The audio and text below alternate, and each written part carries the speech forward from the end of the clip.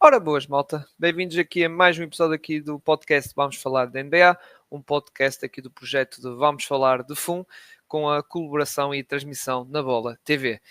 E sim, malta, estamos aí com os playoffs, um fim de semana gordo de playoffs, em que vamos comentar esse fim de semana gordo de 8 jogos, em que 4 no sábado, 4 no domingo, que foram basicamente o primeiro jogo de cada série da primeira ronda, e eu, Cirilo Luís, estarei aqui com o Gonçalo Ferreira para comentar isto, vai estar que aconteceu o primeiro jogo de cada série. Gonçalo, tudo bem contigo? Já agora? Tudo bem. Olha, tivemos um início de playoffs um bocadinho 8, perdão, um bocadinho 8-80, porque tivemos aqui dois jogos, digamos assim, mas particularmente um sem grande história, um jogo que acabou assim que começou, porque tal foi o desnível entre as duas equipas. O primeiro também não teve assim muita coisa para contar, digamos assim, mas depois tivemos primeiros jogos em que as primeiras impressões crescem muito água na boca, particularmente ali 3 séries, pelo menos pelo primeiro jogo, parecem que vão ser séries bastante interessantes. Mas estamos bem, finalmente depois de uma temporada regular sempre prolongada, como é normal, é sempre bom podermos ter os nossos playoffs de volta, para termos toda esta gana das equipas em querer mostrar a sua valia. Exato, mas antes de comentar isso, só um rápido comentário do que aconteceu no play-in, porque na altura, quando gravámos o episódio da semana passada, não sabíamos os resultados do play-in, que foram, lá está, de terça para quarta, quarta para quinta, e depois os últimos jogos de sexta para sábado, em que basicamente os Sacramento Kings e os Chicago Bulls foram logo eliminados pelos Miami Heat e pelos Dallas Mavericks, ou seja, as equipas de 10º lugar ganharam, e depois passaram para o segundo jogo, onde enfrentaram os Memphis Grizzlies, que perderam contra os Golden State Warriors num jogo que foi até para prolongamento. Aliás, foi o único jogo que foi a prolongamento desta série toda de jogos do play-in, e os Memphis Grizzlies acabaram por ganhar aos Dallas Mavericks, sendo que os Dallas Mavericks assim fizeram companhia com os Sacramento Kings para estar fora do play-in, tal como os Atlanta Hawks fizeram companhia também, juntamente com os Chicago Bulls, as equipas do Oeste que foram eliminadas do play-in. Atlanta Hawks perderam o primeiro jogo em Orlando, num jogo que também já estava a saber que o jogo ia encaminhar para a equipa da casa, a equipa da Holanda assim apurou-se no 7º lugar, e depois no jogo decisivo, ou seja, os Atlanta Hawks voltaram a perder contra uma equipa da Flórida, contra os Miami Heat, e que também, basicamente, no jogo já estava-se também, estava a saber realmente os Miami Heat, a nível de matchup até já era um bocado expectável quando soube que havia este confronto, que o Miami Heat acabam por ser superiores aos Atlanta Hawks e ganhar o jogo, e por isso do lado do Oeste foram as duas equipas da Flórida a irem para os playoffs. E continuando nesta questão do Oeste, até podemos começar a falar até podemos começar dos Miami Heat, a falar no jogo contra os Cleveland Cavaliers, num jogo que muita gente tem dito que foi uma vitória tranquila. Eu não vou dizer 100% tranquila, vou dizer algo tranquila, porque é verdade que os Cleveland Cavaliers de certo modo começaram bem o jogo, mas já no final do primeiro período tiveram ali algo tremidos, e depois apareceu se calhar é um bom episódio, não, tem sido um bom fim de semana de heróis improváveis, e neste caso foi o Ty Jerome, que já no final do primeiro período e início do segundo período teve ali 2 triplos, digamos assim, nessa sequência de tempo, 2 triplos e até um floater que ajudou os Cavs, que estavam ali estava a ser complicado marcar pontos, estavam ali um bocado de coisa, porque ali senti que houve ali um ajuste defensivo do Eric Spoelstra ali no meio do primeiro período, e que atrapalhou ali um bocado os Cavs, e depois foi o Ty Jerome a resolver. Mas o melhor momento da partida dele não foi mais no quarto período, que ele teve ali parecia o Stephen Curry a lançar aí triplo, então aquele último triplo quase no logo, a faltar 4 minutos e qualquer coisa, matou o jogo completamente. E para além disso também foi ali um bom playmaker ali a jogar ao lado do Donovan Mitchell e o Garland, e ali a destruir o jogo, que até fez ali umas assistências importantes para os triplos do Donovan Mitchell e do e do Sam Merrill nesse período de tempo, lá está, nessa parte inicial do quarto período, que é verdade que os Cavs estavam na frente, e aliás, durante quase o jogo todo estiveram na frente, com uma margem, não vou dizer muito confortável, mas assim um bocadinho confortável, mas se não fosse, passando para ti, Gonçalo, se não fosse aquele momento do Ty Jerome, se calhar podíamos ter um jogo a ser decidido até o último minuto, provavelmente. Ou seja, íamos estar ali. É verdade que os Cavs, se calhar, ali por cima e os Miami sempre ali atrás dos Cavs, mas provavelmente, se não tivesse esse momento do Ty Jerome, ia ser ali competitivo até ao final. Mas o Ty Jerome quis fechar logo o jogo, não é? Sim, foi em termos de encaixe de uma equipa na outra. Miami sempre teve muito este perfil de ser uma equipa muito. E antes de passar aí para a questão do Ty Jerome, como tu mencionaste, Miami sempre foi uma equipa um bocadinho versátil ao longo destes anos, mesmo antes do Jimmy Butler chegar a Miami, depois, obviamente, também com a questão do Jimmy Butler ter sido trocado para Golden State. Mas estamos a falar de uma equipa que tem Andrew Wiggins, tem o Bam Adebayo, tem o Kelly Ware, que também está a fazer fez uma boa temporada de rookie, um Tyler Hero. Temos aqui o Alec Burks, que também tem aparecido a falso titular, digamos assim, porque o Davion tem ocupado aqui mais minutos na posição de segundo base, digamos assim, ou de point guard da equipa, se não considerarmos o Hero como um point guard.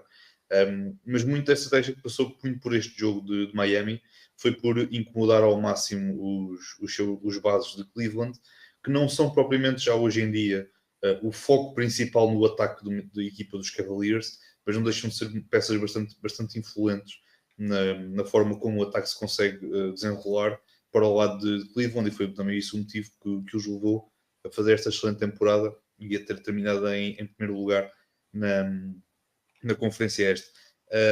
Muito do esquema de jogo e do estilo de jogo de Miami nesta primeira partida passou muito por incomodar ao máximo os bases da equipa de Cleveland, particularmente o Garland e o Donovan Mitchell. O Garland inicialmente não teve propriamente um arranque tão promissor como o esperado, mas embora o Garland é daqueles bases que a qualquer momento consegue virar um jogo de cabeça para o ar e consegue transformar ganhar o ritmo do jogo novamente a seu belo prazer. Mas foi muito isso que tu disseste, particularmente na primeira parte e também depois ali um bocadinho durante o terceiro período, viu-se um bocadinho algum equilíbrio por parte de Miami. Também fez um bom trabalho do ponto de vista defensivo. Miami é uma equipa gosta muito, não é de fazer double teams, mas é de apresentar ali às vezes uma barreira de 2 para 1 sem ser propriamente assim tão denunciado, digamos assim. Conseguem fazer aquilo muito bem. O Harris Post tem feito um excelente trabalho nesse aspecto desde que chegou à equipa de Miami, e muito tem-se verificado muito também disso nesta partida. Mas foi como tu disseste, estou aqui um pequeno ajuste, não é? Aqui o jogo um bocadinho mais fluido, mais rápido, não tanto focado ali na questão da guard to guard play, de haver ali várias jogadas de base para base, de haver ali várias formas de tentar interligar o ataque entre Mobley e Jarrett Allen, e depois também com a questão do Ty Jerome. Particularmente pareceu-me interessante que o Kenny Atkinson, a dada altura, tinha certos lineups em que não tinha nem o Garland nem o Donovan Mitchell, tinha apenas o Ty Jerome e o Okoro como os bases principais, porque o Okoro não é tanto um base, é mais um base extremo. Pareceu muito interessante na questão de defender muito aquilo que era o ataque de Miami, quando tinha um Duncan Robinson, quando tinha um Tyler Hero, quando tinha um Alec Burks, e já quando tinha jogadores que ofensivamente eram capazes de dar um bocadinho mais à equipa da Flórida.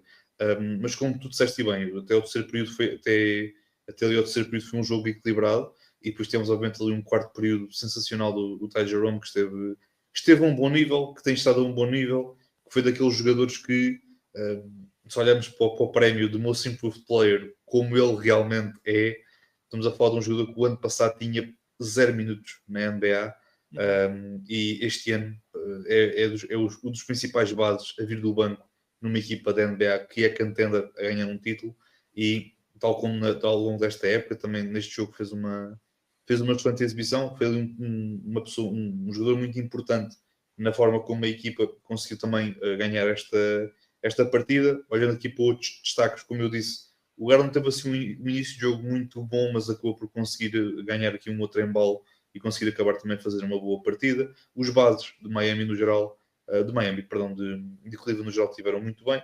E, novamente, primeira vitória para Cleveland, confirmar, obviamente, o seu favoritismo perante uma equipa de Miami que, apesar de ser um décimo classificado, mas é uma equipa, acho que a ter em consideração, porque é uma equipa sempre, como dizemos sempre, qualquer equipa treinada por Erik Spoelstra é sempre uma equipa a ter em consideração. Exato. E nesta partida verificou-se um bocadinho isso, e vitória justíssima também para Cleveland, que leva a vantagem para o jogo 2. Exato. E estes jogadores que gosto deste tipo de coisas, que é estes jogadores tipo o Devin Mitchell, que lá está, também estava ali um bocado perdido, não é? Ali no Sacramento, depois foi trocar não sei o quê, foi para os Raptors, os Raptors também a coisa não está a correr bem, e agora vem para aqui para Miami, que até está realmente a abraçar bem até a questão da head culture, até está a ficar bem nele, e realmente fez outro, lá está no play-in, já tinha feito nos 2 jogos de play-in bons jogos, e este também, de certo modo, também fez assim um bom jogo nesta equipa de Miami. Mas sim, também concordo com os teus destaques, lá está Donovan Mitchell, Garland, mesmo assim deram um bom contributo à equipa, mas claro, embora o MVP acho que foi Donovan Mitchell do jogo, mas o Ty Jerome acho que foi o que realmente ficou na retina, e vai ficar na lembrança das pessoas quando for para voltar a lembrar deste primeiro jogo daqui dos Cavs, que também foi o primeiro jogo do Ty Jerome em playoffs. Ele não tinha jogado, porque lá está, já jogou no Oklahoma City Thunder, já jogou nos Golden State Warriors, mas era segunda ou terceira linha dessa quando estava a jogar nessas equipas. Agora, passando para o jogo do segundo contra o sétimo, outra equipa da Flórida, lá está, que veio do play no Orlando Magic, que perderam contra os Boston Celtics, num jogo que até o intervalo estavam os Magic a ganhar, embora por um ponto apenas, mas depois, até de certo modo, os Celtics, depois isto serviu para os acordar, embora primeiro ali o Derek White e depois foi o Jrue Holiday a serem os principais responsáveis para acordar esta equipa dos Celtics, que não estavam a ter uma noite ou um final de tarde, no caso nos Estados Unidos, era mais Estados Unidos até tarde, não estava a ter uma tarde fácil, digamos assim, porque realmente os Magic são uma boa equipa defensiva mesmo, não haja o Jalen Suggs, continua a ter lá está, boa filosofia e organização defensiva também, mas lá está, depois os Celtics começaram, esses principais jogadores lá está a contribuir, também o Pritchard a vir do banco, que também foi um dos jogadores que estava na primeira metade a estar muito bem, e depois realmente do outro lado dos Magic, que o Paulo Banchero e o Franz Wagner até portaram-se bem até o intervalo, depois basicamente só o Banchero é que continuou ali a dar um bom rendimento ofensivo, embora já muito esforçado, já não tão bom, vamos dizer assim. Então, Franz, aquele triplo não estava a sair, durante o jogo todo não estava a sair muito, muito bem.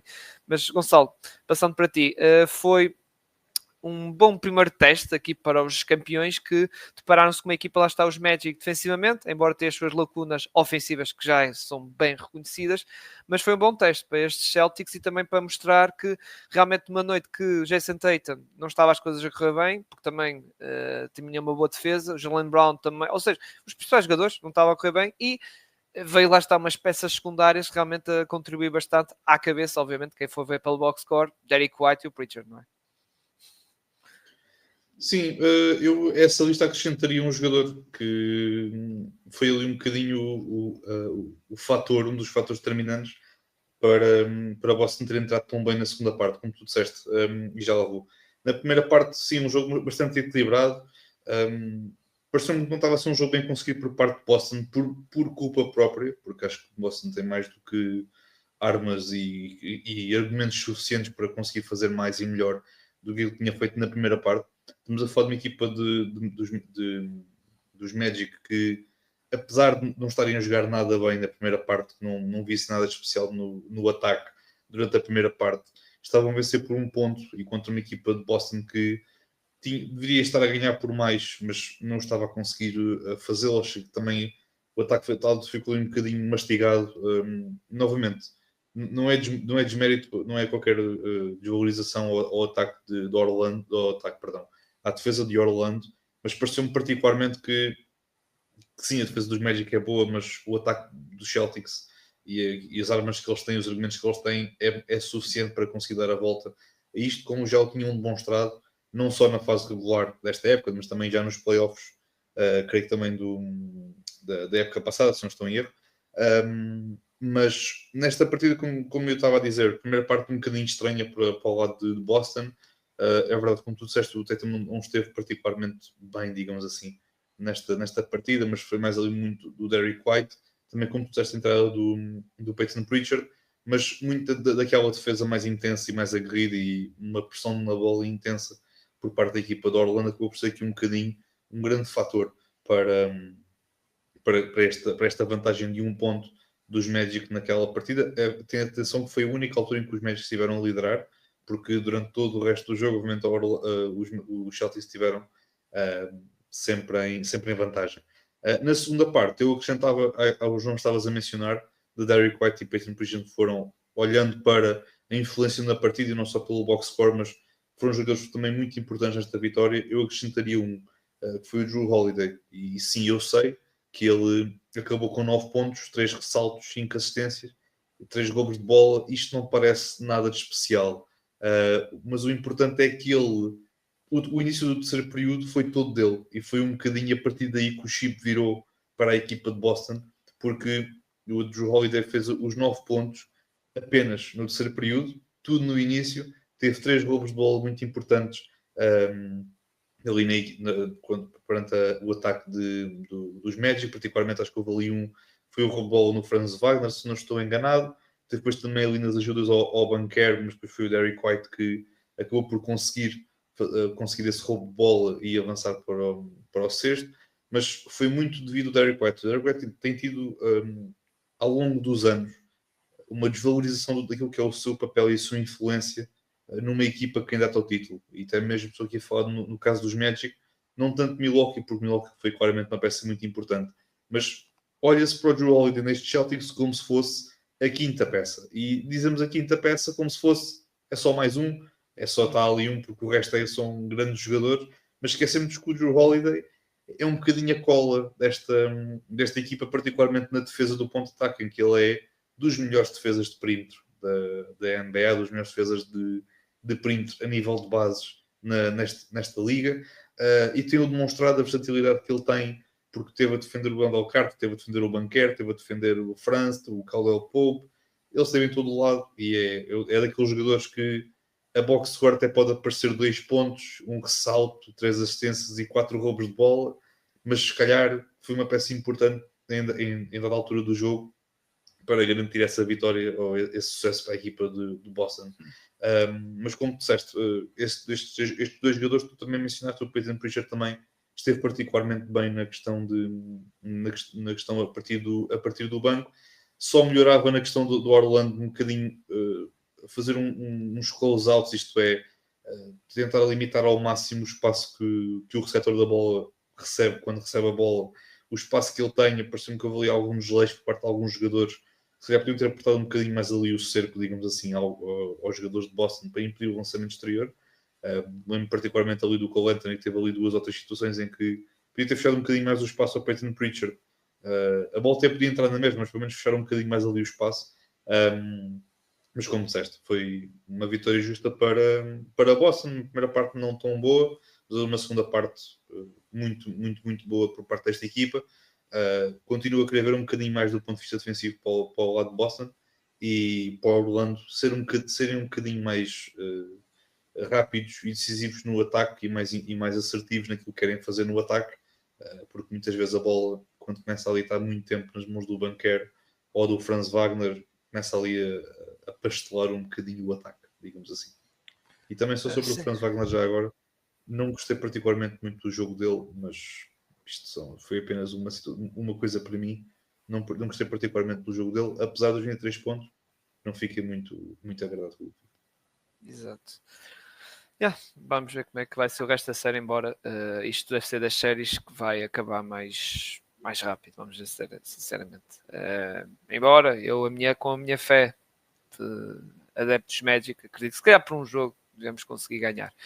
Passando para a próxima série, vamos para o Madison Square Garden, para o jogo 3, o jogo entre o terceiro classificado contra o sexto, os New York Knicks contra os Detroit Pistons, que continuar nesta saga de heróis improváveis, vamos dizer assim, por exemplo, do jogo de Boston, podemos dizer que Pritchard e White foram assim algo, e o Jrue Holiday foram assim um bocado improváveis, porque as estrelas, vamos dizer assim, dos Celtics é o Brown e o Tatum, as maiores estrelas, e nesse jogo não foram, vamos dizer assim. E neste jogo de Detroit contra os New York Knicks, podemos dizer que o Tobias Harris realmente estava a carregar a equipa de Detroit, ou seja, um herói improvável, vamos dizer assim. E os Detroit Pistons, de certo modo, até portaram-se bem, sinceramente, e até estava a ver no início do quarto período e com o Cade, que por acaso estava ali a ter bons momentos, assim, bem, se o Cade no quarto período voltar a ter bons momentos, embora era um bocado difícil, porque apanhava o Giannunobi e a tarefa ficava complicada. Mas lá está, os Detroit Pistons de certo modo estavam-se a apertar bem, embora com, como estava a dizer, o Cade Cunningham não estava a ter uma noite fácil, o Jaron Durant, que também notou-se, olha, usando a expressão de Jared Allen, as luzes eram tão brilhantes lá em Madison Square Garden que até ele esquecia-se da regra dos 3 segundos, não é? Ele teve 3 faltas de violação dos 3 segundos, mas pronto, é o que é também, a tal questão que nós falamos muitas vezes, inexperiência. É o que acontece, lá está. Mas de certo modo a equipa estava a ser guerrida, a comprometer-se no lado defensivo, e só que no lado de Nova York também tivemos um herói improvável, Cameron Payne, exatamente.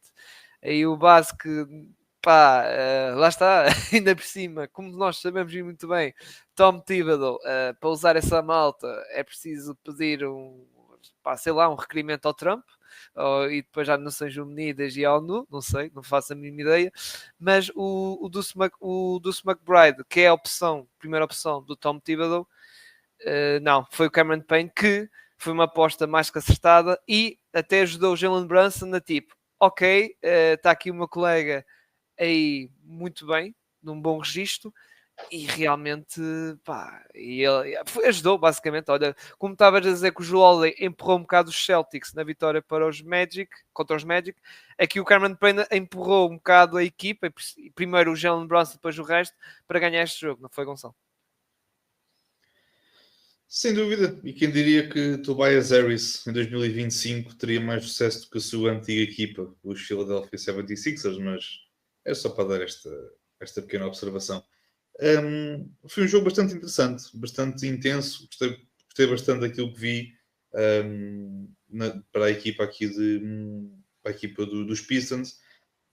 Parece-me que aquele argumento do fator experiência, e é certo que é sempre um fator, mas pareceu-me que nos Pistons, durante aqui vários períodos do jogo, pareceu-me que não havia esse fator inexperiência, pelo menos eu não o verifiquei. Mas foi uma partida muito bem disputada, várias mudanças de liderança, vários empates também ao longo da partida. Obviamente, no momento decisivo, obviamente, Nova York vai ter sempre mais e melhores argumentos para bater qualquer equipa, neste caso, aqui estes Detroit Pistons. O Kate teve aqui um grande teste, porque das duas uma, ou apanhavam o Giannobi à frente, ou depois apanhavam um Josh Hart à frente, ou apanhavam o Michael Bridges à frente.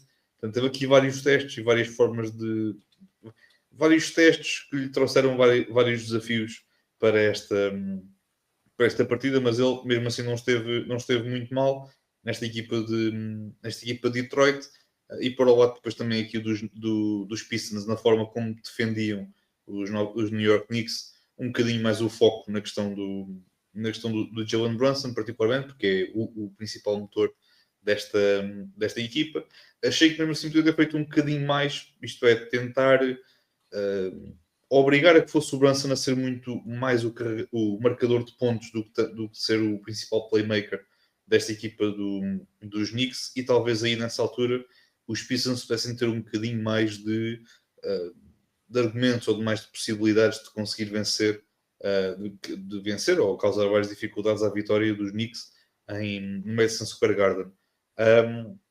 Mas novamente foi um jogo muito bem disputado. Quem diria que o Cam Payne ia ser um jogador muito importante numa série de playoffs em 2025, quando pensávamos que o Cam Payne já era aquele jogador que estava no fundo do banco e de vez em quando aparecia para marcar uns triplos, que é o típico role player da NBA hoje em dia. Ou só ia jogar no garbage time, basicamente. Exatamente. Também, por falar em garbage time, e mais particularmente aqui na questão da rotação, uma coisa que me chamou a atenção foi, finalmente, tivemos aqui minutos, alguns minutos, não muitos, mas alguns minutos, em que tivemos ao mesmo tempo nos Knicks o Karl Anthony Towns, juntamente com o Mitchell Robinson, naquele double line-up, naquele line-up de dois bigs, que é aquilo que muita gente, muitos adeptos dos Knicks e muitos adeptos da NBA querem muito ver, que é ver esta dupla de bigs a trabalhar e ver como é que as coisas correm. Pareceu-me particularmente interessante, deixou-me um bocadinho intrigado, particularmente ali em momentos de jogo em que os Pistons tenham um Isaiah Stewart juntamente com o Jalen Duren no 5 inicial, ou a jogar ao mesmo tempo a partir de várias rotações. Mas foi particularmente um bom jogo, e também o Karl Anthony Towns também fez uma excelente partida. Também a imagem do Brunson também esteve muitíssimo bem. O Anunoby também esteve muito bem também do ponto de vista defensivo. Do lado dos Pistons, destacar também, não passou tão no radar, digamos assim. Foi a exibição do Dennis Schroeder, porque teve aqui a tarefa muito complicada de defender o Jalen Brunson. Os Pistons apresentaram muitas vezes o Schroeder ou principalmente o Ozar Thompson a defender o Jalen Brunson, e gostava de ver mais matchups de Ozar Thompson com o Jalen Brunson, por favor. Mas o Schroeder, apesar de não ter feito assim muitos pontos, ou não ter contribuído assim muito para a equipa, mas do ponto de vista defensivo, acho que fez um bom trabalho a defender o Jalen Brunson, no dia do possível, obviamente, mas eu tenho os Knicks a vencerem em 5 jogos, não estou em erro, mas acho que estes Pistons, não vou ter sempre aqui uma palavra a dizer, porque acho que é verdade que é a primeira vez em algum tempo que eles estão em playoffs, é um facto. É verdade também que tem muitos jogadores que é a primeira vez que estão a jogar em playoffs, também é verdade, mas ninguém lhes tira aquela vontade, aquela gana de querem se mostrar ao mundo, digamos assim, querem se mostrar à NBA que não são daquelas equipas que vai uma vez aos playoffs e depois estão na penúria passado um ano ou passado 2 anos. Nota-se mesmo que há ali uma vontade e uma determinação e um projeto em querer serem equipa de playoffs ou de play-in durante os próximos anos. Isso, para mim, já é um ponto positivo, e boa exibição também da equipa dos Pistons, e um bom jogo no geral nesta partida na Conferência Este. Sim, os Pistons não têm nada a perder, são underdogs nesta série, porque os Knicks, aliás, nós vimos, depois do momento quando nesse momento o Cameron Payne e o Brunson, a equipa também começou a colaborar, e claro, depois principalmente aqueles 5 titulares, ao Shard, Karl Anthony Towns, isso, nível de qualidade individual e técnica, e, tipo, é superior, digamos, aos 5 dos Pistons, que realmente estão a ter as suas primeiras pisadas nestes playoffs, não toda a gente, obviamente. O Tim Hardaway, que até portou-se bem, Malik Beasley também, a dar o contributo que nós estávamos à espera na linha de 3 pontos, fizeram bem isso. Claro que o resto está a ganhar as suas primeiras pisadas, que é normal, atenção. E estas caminhadas destas equipas que estão a ter a sua primeira aventura, é normal que tenhamos aqui, não vou muito longe, vamos assim, e acontece por perder, lá está, muito cedo. Acho que estou a ganhar assim a experiência normal, e eu também estou, como tu dizes, acho que não, agora os Pistons não vão ser aquela equipa cá, chegaram agora aos playoffs, agora não vão andar desaparecidos. Acho que vão ser uma equipa que vão andar sempre aqui, ou ali nas disputas do play-in, para ver se chegam aqui aos playoffs. Passando para outra série, diz Gonçalo, diz. Só acrescentar, desculpa, só mesmo para terminar. Os Pistons apresentaram uma rotação a 8 jogadores. Eu não vou aqui contar os 6 minutos do Ron Holland, porque não vou contar. Mas atenção a isto, porque acho que também pode ser uma questão interessante, porque apesar dos Knicks não terem propriamente uma rotação muito forte, digamos assim, um banco muito forte, mas olhando para os Pistons também não o têm, muito devido àquela lesão do Jaden Ivey, e obviamente acaba por ser aqui um bocadinho complicado para uma equipa, sendo o 6 seed ou o que seja, também tem uma rotação um bocadinho curta, tal como os Knicks. Exato. Agora, vamos passar para o último jogo do Oeste, que não temos assim muito para falar. Porquê? Porque Bucks Pacers, não é? Os Pacers ganharam por 19 pontos, acho eu, de diferença. Exatamente, foi 19 pontos.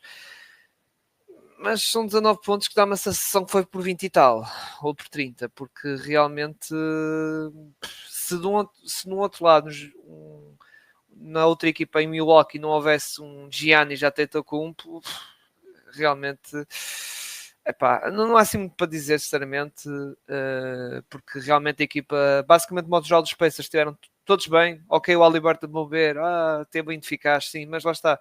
O Haliburton é um jogador que tem capacidade de, ok, está a ver que não estou a conseguir marcar triplos ou lançamentos, começa a distribuir mais o jogo, ou deixar outros jogadores como o Siakam ou o Nembhard assumir e a contribuir, que foi o que aconteceu.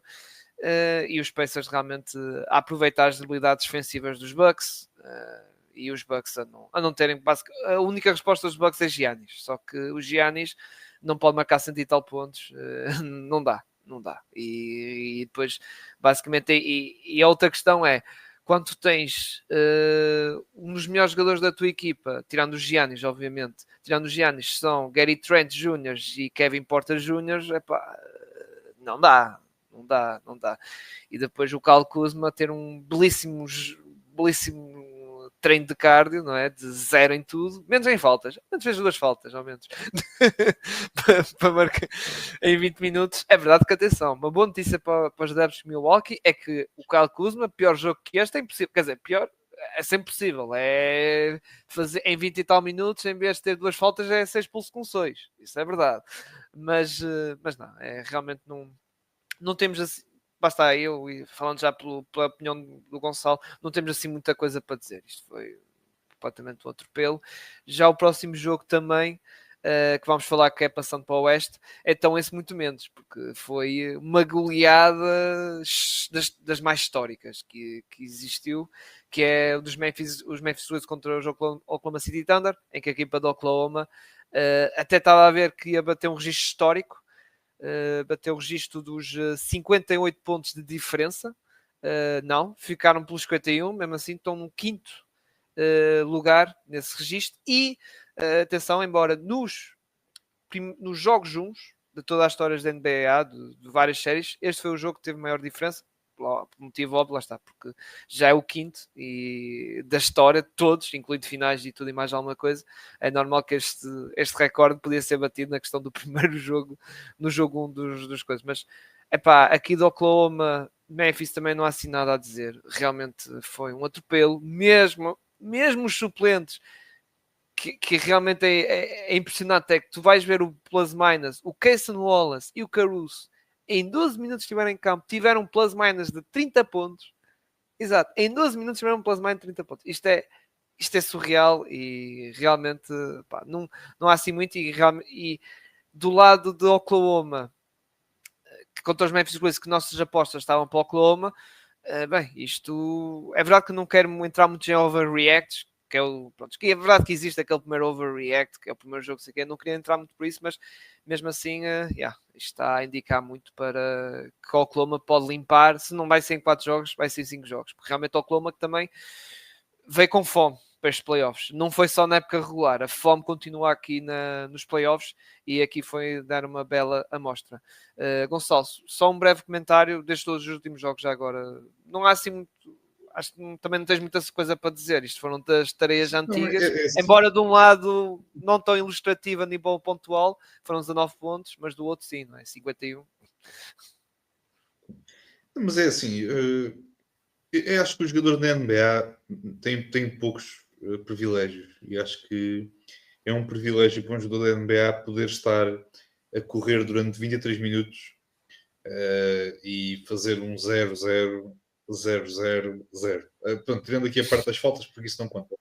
Mas é importante e assinalo que o Kuzma, se o Kuzma consegue, então todos nós conseguimos fazer um 0-0-0-0-0. É impressionante e é ainda mais impressionante terem ido buscar o Kyle Kuzma e terem abdicado um jogador que era capaz de dar um bocadinho de jeito nesta série. Mas tudo bem, mas tudo bem, está tudo certo. São decisões, é o que é, tem a viver com elas e acho que os juízes, de certa forma, até vão agradecer o Milton ter ido para lá. Sobre o jogo dos Pacers com os Bucks, foi como tu disseste bem, pareceu 19 pontos, mas a altura estavam a vencer ali por 25 pontos, se não estou em erro. Temos depois ali os Bucks a recuperar ali um bocadinho o início durante ali o terceiro período, se eu não estou em erro, mas depois também a vantagem manteve sempre ali entre 10 a 15 pontos, até depois chegarmos ali ao final e temos depois ali a vitória dos Bucks por 17 pontos. Se falaste na questão da Haliburton, não precisou de ser agressivo porque ele também estava a ser bem definido de certa forma, mas também não houve ali necessidade dele ser o Haliburton no marcador de pontos. Ele também tem uma boa equipa ao seu redor e dar-lhe ali a possibilidade de ele fazer outras coisas que não apenas a questão de marcar pontos. Como disseste, Nembar esteve bem, o Siakam também esteve bem. Novamente, é uma equipa bem construída, uma máquina bem oleada, aqui neste caso por parte dos Pacers, contra uns Bucks que é tal questão.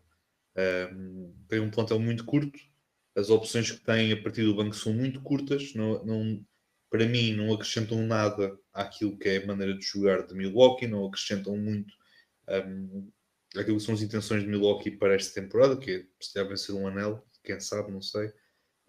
O Dame, mesmo regressando, tenho muitas dúvidas que os Bucks consigam, não digo dar a volta, porque normalmente não quero estar a entrar aqui num excesso de reação, mas temo que mesmo os Bucks na máxima força não tenham resposta para esta equipa dos Pacers. Olhando para a equipa, para o outro side do OKC com Memphis, acho que se isto o principal problema de Memphis era não ter capacidade física para aguentar com uma equipa que tem o Shea, o J-Dub, o Lu Dort, o Chet, o Isaiah Hartenstein, o Jalen Williams, o Aaron Wiggins, o Isaiah Joe, o Caruso, o Cason Wallace, e só me lembro assim destes de cabeça, porque não sei agora o resto da equipa do OKC, nem interessa. É muita fisicalidade, a versatilidade que os jogadores do OKC dão, não só no ataque, mas também na defesa, contra uma equipa de Memphis que, se há coisa que esta série nos demonstra, é que enquanto temos uma equipa do OKC que está claramente preparada para dar o salto e ser a equipa a bater no Oeste e quem sabe a bater na NBA, vamos para uma equipa de Memphis que se calhar está mais longe desse patamar do que aquilo que se pensa, do que aquilo que se pensava. É verdade que o plantel é bem composto, é um facto, mas quando chega aqui a esta altura, o plantel falta aqui um bocadinho de fisicalidade e uma equipa neste momento, mesmo que tivesse na máxima força com o Jalen Wells, acho que ia ter na mesma e vão ter muitas dificuldades a suster este ataque e também a defesa do OKC. Mas, novamente, há mais 3 jogos, tanto para uma série como para outra. Muita coisa pode acontecer, mas particularmente mais aqui para o lado da série do Oeste, do OKC com Memphis, estou um bocadinho mais preocupado em comparação com a série de Pacers e Bucks, porque essa aí são outros fatores, digamos assim. São outras situações, mas como tu disseste, jogos sem grande história. Esperemos que o jogo 2 destas séries tenha um bocadinho mais de intriga e de interesse. Assim. Exatamente.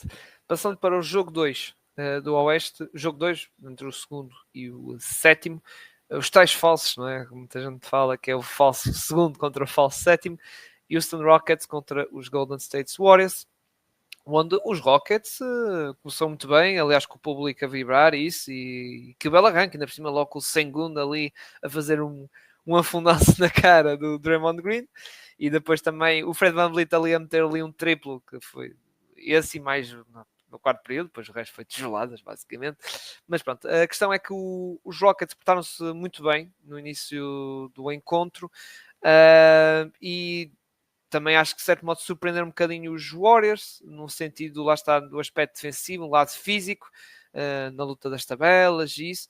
Só que depois, lá está, um pouco como acontece com os meus land médios, os Rockets é a mesma coisa, porque é verdade que o Sengun, de certo modo, teve em bom plano o jogo todo, foi regular, num certo sentido, mas depois falta o resto. Lá está, como eu disse há pouco, o Fred VanVleet fez 2 em 13 ou qualquer coisa assim, em triplos, e em lançamentos geral também teve uma desgraça.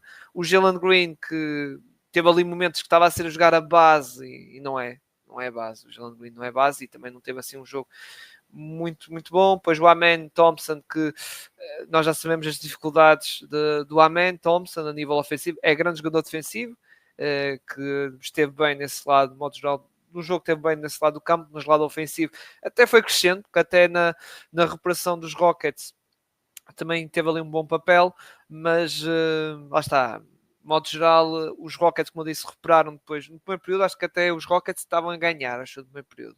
Já não tenho bem a certeza.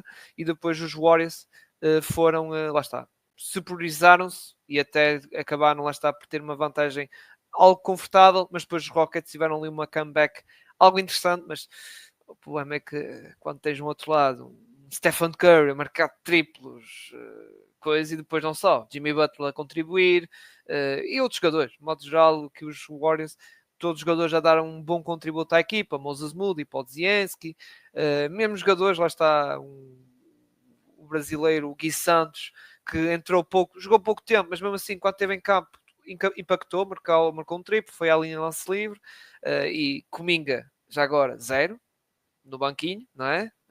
Perdeu completamente espaço para o Gui Santos, exato, para o Gui Santos. Mas Gonçalo, passando para ti, foi um jogo bastante para a malta adepta até daquele basquetebol dos anos 2000, mais físico, mais intenso e não sei o quê, até foi bom para essa malta, não é? Que até, aliás, o Curry no início, acho que ele só marcou um triplo no segundo período e não foi no início, foi tipo a meio ou a acabar, porque até o Curry chegou no início do jogo, foi mais ali atacar o cesto, mas como eu estava a querer dizer, foi um jogo até bastante porreiro, vamos dizer assim, para essa malta que gosta de, lá está, desse basquetebol dos anos 2000, como eu estava a dizer, não é? Eu ia pegar exatamente por aí. Para aquelas pessoas que já não veem NBA há algum tempo e têm muito aquela relutância em ver um jogo da NBA, porque só se marca triplos, não se defende, o jogo já não é físico, eu sugeria mostrarem este jogo, porque se há coisa que este jogo foi, e se há coisa que esta equipa dos Rockets são, é uma equipa extremamente física, uma equipa que extremamente física, e também mérito para os árbitros por terem permitido que a fisicalidade se tivesse apresentado nesta partida na dose certa. Não foi um excessivamente físico para não ver ali Judas à porrada, como se costuma dizer, mas pelo menos na perspectiva de ser um jogo mais físico QB, pareceu-me que foi a dose perfeita nesta partida. Foi um excelente jogo. Quem diria que ao intervalo tivéssemos 40 e cada equipa com 40 pontos, isto parece surreal na NBA dos dias que correm, mas por parte de Houston e por parte dos Warriors, como já disse, foi muita defesa. Duas equipas são muito, muito boas do ponto de vista defensivo, ambas à sua maneira, porque os Rockets são um bocadinho mais, são muito bons na defesa porque eles adoram provocar o caos no ataque do adversário, e os Warriors porque são muito inteligentes na forma como defendem certos jogadores e na forma como conseguem defender certas jogadas. O Shingun acabou apenas com uma assistência. Isto não é nada normal. Um jogador como o Shingun, muito mérito para a defesa dos Warriors, e não é só para Draymond Green, porque a dada altura tínhamos o Curry a defender o Shingun, ou o Draymond, ou o Jimmy Butler, ou tínhamos aqui vários jogadores sempre aqui um bocadinho com a tarefa, digamos assim, de incomodar ao máximo o Shingun. Teve um mental para mim da noite, foi afundar na cara do Draymond Green, isso é algo que eu particularmente gosto bastante. Nada contra o Draymond, mas é sempre giro ver um poster em playoffs. Mas como disseste, muita pressão na bola por parte das duas equipas e impedir ao máximo que o raio de ação do portador da bola de cada equipa pudesse ter impacto em cada jogada. Eu só tinha elogios a fazer às duas equipas, porque esta é se calhar a série, excepto quando outra que ainda vamos falar, que parece-me que é daquelas séries que eu vou ver e rever e rever e rever as vezes que forem necessárias, porque jogou-se tão bem, apesar da defesa ser bastante chata para os dois lados. Mas foi um excelente jogo, uma excelente exibição, como tu disseste, do Steph Curry. O Jimmy Butler também esteve muito bem. O Draymond Green defensivamente também fez um excelente papel. Isto também esteve muito, muito bem nas suas tarefas defensivas. E para o lado dos Rockets, o que mais dizer sobre Amen Thompson, sobre o Sengun, que são particularmente o Amen Thompson, que está cada vez mais um excelente jogador e demonstrou também nesta partida, não só defensivamente, mas também no ataque. Foi um excelente jogo, mas é tal coisa. O ataque também é importante e obviamente para a equipa do Golden State ajuda um bocadinho ter um Steph Curry do teu lado, um Jimmy Butler, e enquanto que a equipa de Houston estava aqui para faltar aqui um bocadinho algumas armas no ponto de vista do ponto de vista do ataque, mas é o que é. Vamos ter ainda mais 6 jogos, porque eu acho que isto vai à negra, e depois logo se vê, pelo menos espero que isto vá à negra, porque quero a emoção. Isto não vai haver vassoura nem de 4 jogos, nem de 5. Isso é de certeza. Tenho quase certeza absoluta. Passando para o próximo, vamos para os teus Lakers. Os teus Lakers que perderam contra os Timberwolves. É verdade que o início do jogo, ok, tivemos ali o Lucas Show, vamos dizer assim. Só que os Wolves ali, o Chris Finch veio com a lição bem estudada. Muito bem estudada, a meu ver. E vimos ali também certos ajustes defensivos. E depois também do outro lado dos Lakers não tivemos o LeBron a aparecer, porque também estava ali o Randall um bocado colado a ele, e também acho que o LeBron não foi tão agressivo no sentido de resguardar-se um bocado, e o Austin Reeves que apareceu já algo tarde demais, apareceu naquele comeback, embora não houve comeback, houve ali uma certa recuperação dos Lakers, em que o Austin Reeves apareceu, mas voltando aqui aos Wolves, que eu tinha aqui destacar, e olha, continuando a saga dos heróis improváveis, o Jaden McDaniels, que fez, se calhar, o melhor jogo de playoffs a nível de modo geral. Uns belos jogo de playoffs, a marcar os seus triplos, muito interventivo no ataque, que antes até, como tu, Gonçalo, tu vias os jogos de época regular, muitas vezes o papel dele no ataque era ali no cantinho só para lançar triplo, aqui não. Teve ali muito interventivo, a aparecer nos cortes, a atacar o cesto, e ia ser bastante eficaz. Ele teve uma porcentagem de eficácia, não sei ao certo, mas deve ter sido na casa dos 70-80%, qualquer coisa assim. Anthony Edwards também a jogar muito bem, a distribuir bem o jogo, não foi só dar-me cá a bola para lançar triplos, não, a distribuir bem o jogo em si. O Randall a fazer coisas já Randall, prontos, boas e más, vamos dizer assim, e o Naz Reid, que pá, estava on fire também. Ali, aliás, ele meteu ali um triplo, meu Deus, embora o Luka também marcou um triplo, pronto, é o Luka Doncic, nós começamos assim, pronto, vamos o vídeo, ou a malta mais nas redes sociais, que eu gostei quando o Luka faz aquele triplo, o pessoal nas redes sociais, é o Luka, não é? Mas também o triplo do Dante DiVincenzo não ficou nada atrás, sinceramente. Aliás, o único triplo do jogo do Dante DiVincenzo. Mas, Gonçalo, passando para ti, há uma questão que eu acredito que os Lakers vão corrigir, que é a questão da defesa de perímetro, que realmente neste jogo não esteve assim muito bem, muito graças, volto a repetir, à questão do Chris Finch, movimentação de bola muito eficaz, isso que fazia com que lá está a bola surgisse para um jogador que tivesse wide open. Aliás, basicamente todos pela NBA dizem que todos os lançamentos dos Timberwolves de triplo foram open, embora há um que eu não meto nessa categoria, que foi que o Luka Doncic já estava ali, já quase a fazer pressão no Anthony Edwards, não foi bem open, mas acho que há ali coisas que vão ser ajustadas, não é? Mas vai ser uma série também bastante interessante de acompanhar, para ver se lá está este tal jogo de xadrez, que neste primeiro jogo de xadrez o Chris Finch ganhou, isso foi evidente, não é? Foi a tal questão, fiquei um bocadinho desagradado com a equipa dos Lakers, porque pareceu-me no primeiro período houve ali pelo menos aquela vontade, houve aquela intensidade de playoffs, como se costuma dizer. Não sim. Na dose que eu desejava, mas na dose suficiente para pelo menos me deixar satisfeito naquela partida, naquele primeiro período da partida. Mas pareceu-me que foi muito o principal. O ataque pareceu-me completamente estagnado. O geral pareceu-me que faltou claramente intensidade na equipa dos Lakers, não só a atacar, mas também a defender. Eu vou dizer que o ataque estava completamente estagnado, em que a bola parecia que queimava, e quando tinham a bola não sabia o que haviam de fazer com ela. Houve ali inúmeras situações que me deixaram um bocadinho preocupado, mas novamente estamos a falar aqui do primeiro jogo, é o que é, vamos ter ainda muitos mais, seguramente, mas pareceu particularmente essa questão do ataque muito estagnado, como tu disseste bem. Acho que houve uma grande falta de atenção por parte da equipa dos Lakers em ajudar excessivamente o defesa mais próximo, neste caso, quem fosse o portador da bola. Os Lakers parecia que estavam mais preocupados em defender o portador da bola e não estar tão interessados no jogador que tinham para defender. Isso muitas vezes permitia que, como tu disseste, o Jalen McDaniels, o Naz Reid, o Ndonte conseguissem ter mais que espaço suficiente para conseguir lançar, um Randall também.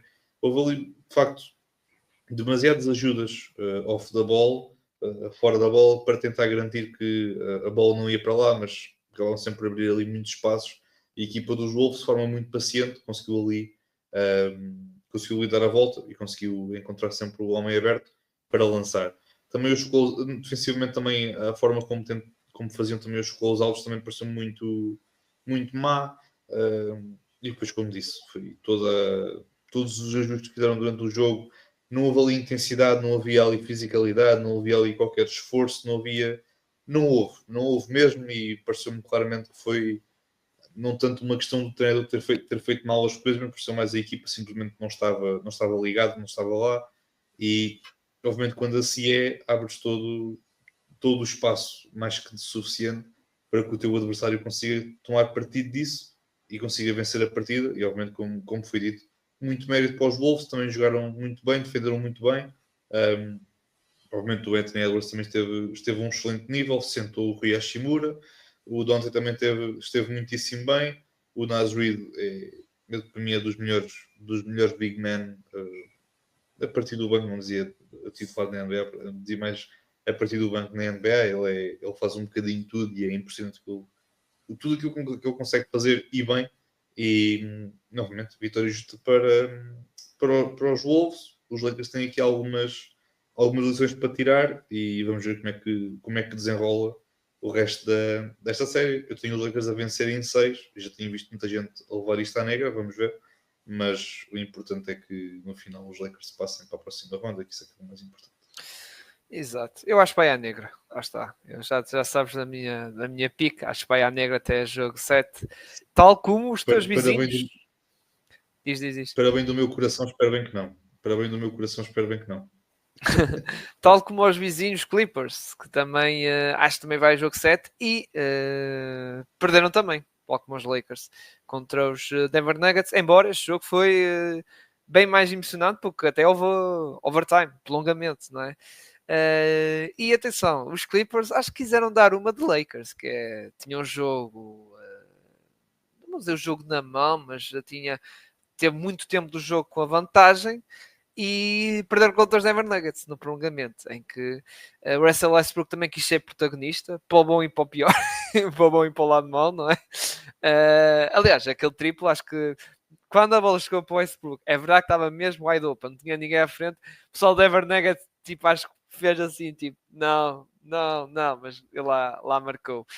Mas pronto, falando do jogo mais concretamente, tivemos então os Clippers que acho que fizeram uma boa primeira metade do jogo, até o intervalo tiveram muito bem, embora a vantagem não era muito grande, mas acho que estavam ali confortáveis a jogar, isso tranquilos, Harden, Kawhi. É verdade que o Norman Powell já estava a mostrar que não estava a ter uma boa noite e acabou por lá estar acontecer, lá está, o resto da partida não foi exceção. O Zubac a jogar bem, só que depois, lá está, acho que ali o Harden no intervalo, pós o intervalo, lá está na segunda metade, já não teve assim tão bem, sinceramente, e o Norman Powell lá está, não apareceu. Bogdanovic, que também não contribuiu, basicamente, que não é normal, e depois tivemos uns Denver Nuggets, lá está, pegando os antigos confrontos que tinham contra a equipa da LA, contra os Lakers, a crescer, o Nikola Jokic a ser o Nikola Jokic, e também tivemos os tais jogadores secundários a aparecer, menos o Michael Porter Jr.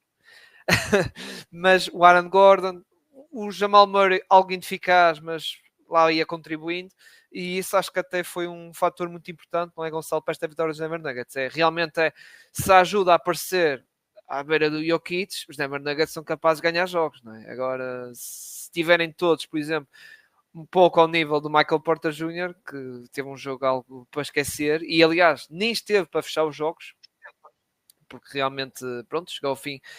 E eu percebo o treinador, a decisão, porque se o Westbrook é o que é, mas o Westbrook ao menos dá empenho, e mostra ali o querer de realmente querer ganhar e jogar isso. Já o Michael Porter Jr. foi um jogo lado contrário, mas pronto, Gonçalo, passando para ti, para a tua opinião também rápida nisto, para fechar o episódio. Também concordas comigo, que deu tanta sensação de se calhar os Clippers tinham um jogo, não vou dizer o jogo na mão, mas tinham um jogo que tinham aqui uma bela oportunidade para sacar aqui um jogo em Denver, não era? Eu pego mais pela primeira. Eu acho que os Clippers tinham o jogo na mão. Eu sou adepto dos Lakers, não tenho problema nenhum em dizer isto. Eu acho que os Clippers, se quiserem, porque acho que isto também é muito importante, isto que eu digo e já explico porquê. Os Clippers, se quiserem, são a segunda equipa mais forte da Conferência Oeste e são a equipa, se calhar, que tem mais argumentos para poder bater uns Clippers e poder ir a uma final. Falta é a questão principal, é quererem. Mas vimos uma primeira parte muito boa por parte dos Clippers, em que os Clippers colocaram os Nuggets no bolso por completo. O Denver não tinha qualquer resposta para a defesa dos Clippers, que é muito, muito boa.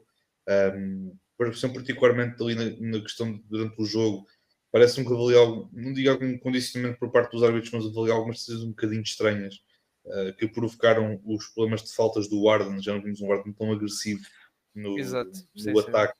E muito devido a isso, a essa questão de ele estar com problemas de falta e não querer também agravar ainda mais essa situação.